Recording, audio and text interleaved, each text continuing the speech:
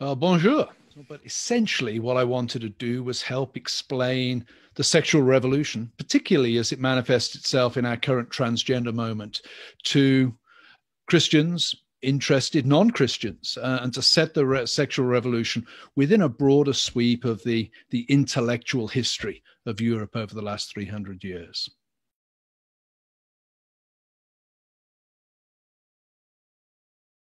Yeah, well, with all history books, the problem of the starting point is always one of the most difficult things, because wherever you start, there's always a backstory. So you have to start somewhere.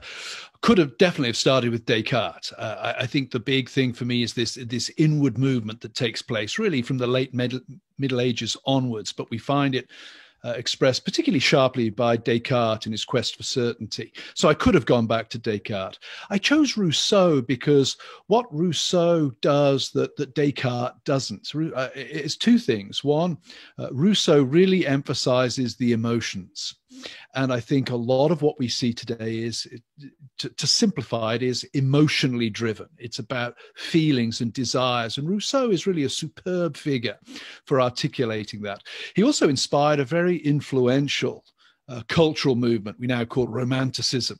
And I think one of the things that we can see with Rousseau is that his ideas become part of popular culture, partly because he inspires these great artistic figures, the French romantics, German romantics. I focus on English romantics in the book because they're the ones I'm most familiar with, but you could certainly tell the romantic story from a French or from a German perspective. So that was why I went for Rousseau.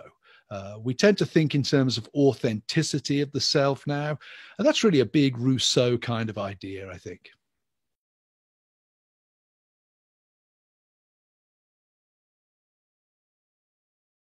Yeah, of course, one of the pleasures of writing a book like this is that I get to write on the figures of me, and Marx and Freud have always fascinated me. Marx is interesting for a number of reasons. I think one, he's part of a movement within the 19th century, stemming in large part from Hegel, but not exclusively from Hegel, that really sees human nature as something plastic, as something generated by historical circumstances, rather than having a stable moral structure throughout time. So Marx is very important on that front. Secondly, he's very important for politicizing everything. When Marx says, what essentially makes you are the economic relations you have, where you stand in the system of economic production. That's the most fundamental thing about you. What he really does there is he, to use the phrase, he abolishes the pre-political. Everything from the Boy Scout troop in your town upwards becomes political. And I think that's where we are today. We tend to think of everything as political in the world we now live.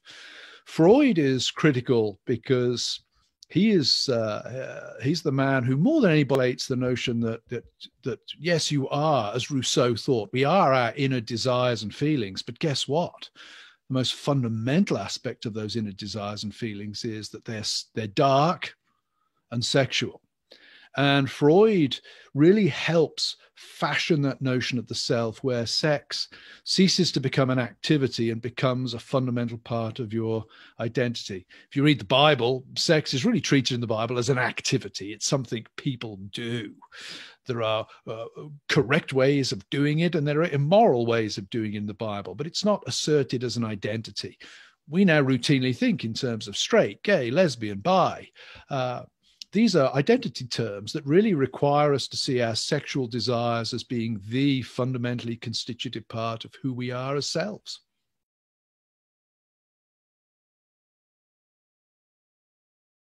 Yes, I mean, that's a huge question. Sartre has always interested me, really more for his novels and his plays than his philosophy. He's a great writer. He was a real literary talent. I think he's somewhat passé now. I don't see Sartre as a force today. His distinction between existence and essence, I think, is central to modern thought, but it's not unique to him. It's become part and parcel of how an awful lot of people think. I would say Simone de Beauvoir, who's often seen in some ways as kind of playing second fiddle to, she was the companion of Sartre. I'm almost inclined to say, Sartre was the companion of Simone de Beauvoir. She's a more significant thinker. particularly on feminism and the way that the transgender question and gender theory has developed. De Beauvoir's Second Sex is an absolutely foundational text for that. And that would point me then to Foucault. I think Foucault is fundamental to notions of gender theory today. Foucault, I have his history of sexuality on my desk in front of me. I'm rereading it for a little article I'm going to do on him. I think he's very important. His transfer to the United States is sort of odd, because I read French thinkers as very much writing against the background of the occupation and the traumas of the 20th century. And I see them in some ways as kind of pessimistic and dark. Their move to America is odd, because America was traditionally a very optimistic country and hasn't had the sort of recent trauma of occupation. So Foucault has taken on a life of his own in the United States, I think. I find him a very stimulating thinker. I think his notion of discourses of power is very interesting, and one that Christians can learn from, because we know that human beings are sinful, and therefore even our most altruistic actions are tainted with a little bit of sin and a little bit of a manipulative dimension. So I wouldn't dismiss Foucault, and I think he's very, very important, particularly for the way people like Judith Butler in the United States construct their notions of gender and have paved the way for gender theory. I should also add that I think French philosophy is far more interesting than Anglo-American stuff on the whole. I'm much more interested in Sartre and Hegel's German, but those guys, than the Anglo-American logic. That bores me to tears.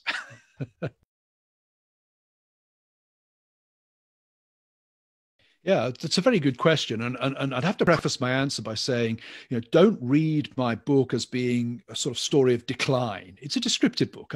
And what I would want to say about the kind of self that we see emerging in the 18th century with Rousseau and company, this emphasis on inner feelings, is that's not entirely bad. We are feeling beings. Emotions are important. And one of the important things that happens in the 18th century, on the one hand, you have Rousseau and the Romantics. On the Christian side, you have the rise of the evangelical revivals. And Wesley, Whitefield, Jonathan Edwards, what are they doing? They're emphasizing the emotions.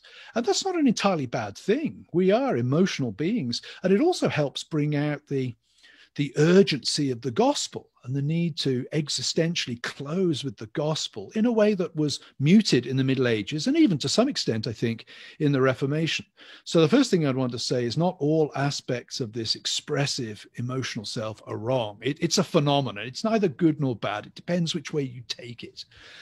The dangers, I think, are that we can end up moving from the expressive individual to a notion that the purpose of life is therapeutic, that the reason for everything is ultimately that I should feel happy and I should have an inner sense of psychological satisfaction, that the church is there to make me feel good about myself. In time to be sort of, we're Western Europeans, we're naturally pessimistic, and we're glad to say, no, the purpose of the church is to make you feel bad about yourself. It's to point out that you're not what you should be. It's to explain the misery of this world to you. And there is a real danger, and I can't comment on France because the French situation is no doubt very different to America, but certainly in America, where there are so many churches to choose from, which is a good thing. Freedom of religion is a good thing, but it does tend to make churches competitors in a customer-driven marketplace. And that has tended over time in America to make churches cater to, guess what? Making people feel good about themselves. So there's a real danger, I think, that the expressive individual, which provides good things, it allows us to think about the gospel in urgent personal terms, can also at times tilt towards seeing the gospel as kind of religious version of psychological therapy to make us feel happy. That's not Paul's take in 1st and 2nd Corinthians, particularly 2nd Corinthians, where he talks about present suffering. And the present suffering is not trivial, but it's nothing compared to the glory that is to come. It's the glory to come that makes the present suffering bearable and worthwhile.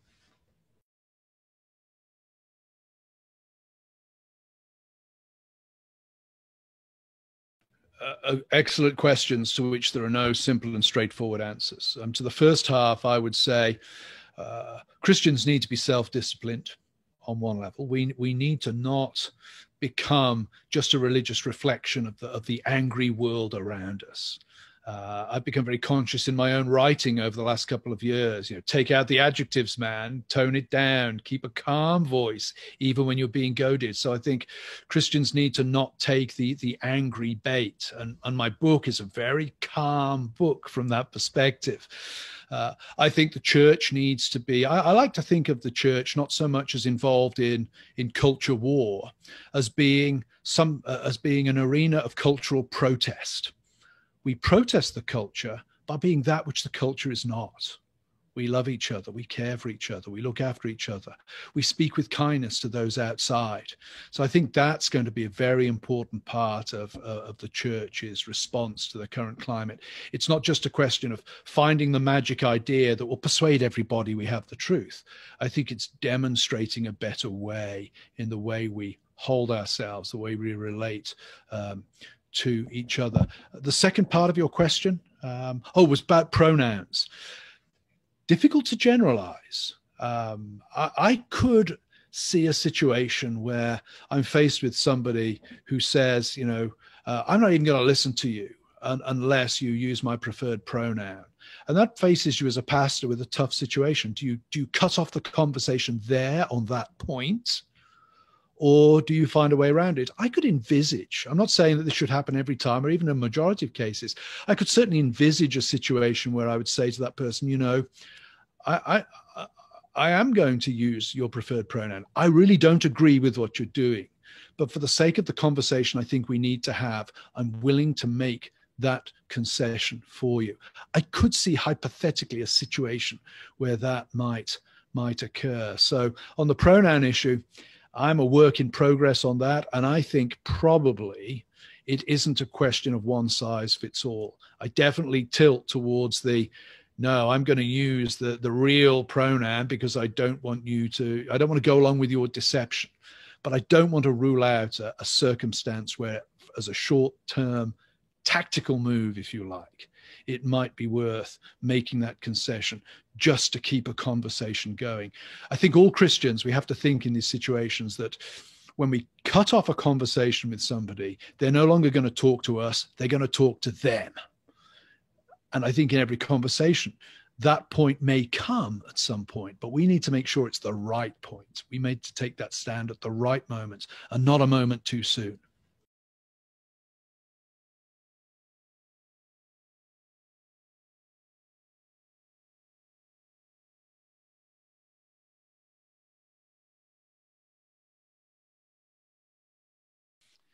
Sure. On the first question, I mean, I'm not familiar really with sort of Eastern Asian societies in general. I imagine that a lot of these developments will be coming to those societies because of the internet, because of they're connected to technology, they're connected to consumerism. These things are spreading. On the other hand, we now know that the American model, which has been the sort of assumed to be the wave of the future. We now know that the American model is facing significant challenges. Modernity looks very different in India, that's emerging as a strong, powerful, modern economy at this point. Modernity looks very different in China. Modernity looks very different in Russia. Even American modernity is changing as big business is assuming more and more of a direct political role. Democracy is being challenged. The American notion of democracy is being challenged in a way that nobody could ever have envisaged. So I think the question of how this will spread, who knows? Who knows? I really don't know at this point.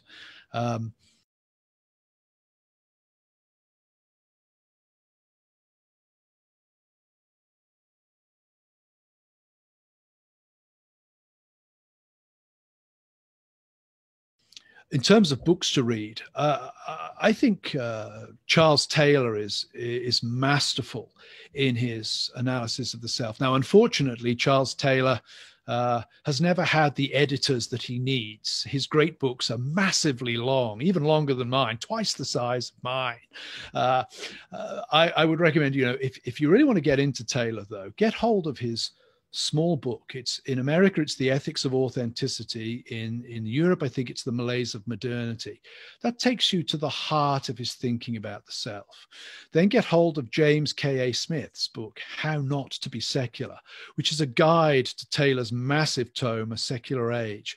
And then if you really want to dive in and wrestle with Taylor's thinking in depth, his book, Sources of the Self, and its sequel, A Secular Age, both wonderful. And in addition to those, I would also recommend Philip Rieff, Triumph of the Therapeutic. Rieff does not write English well. It's a hard book to read, but The Triumph of the Therapeutic is an amazing analysis, really, of where the modern world has taken its cue from in terms of how it understands things like happiness and where happiness is to be found.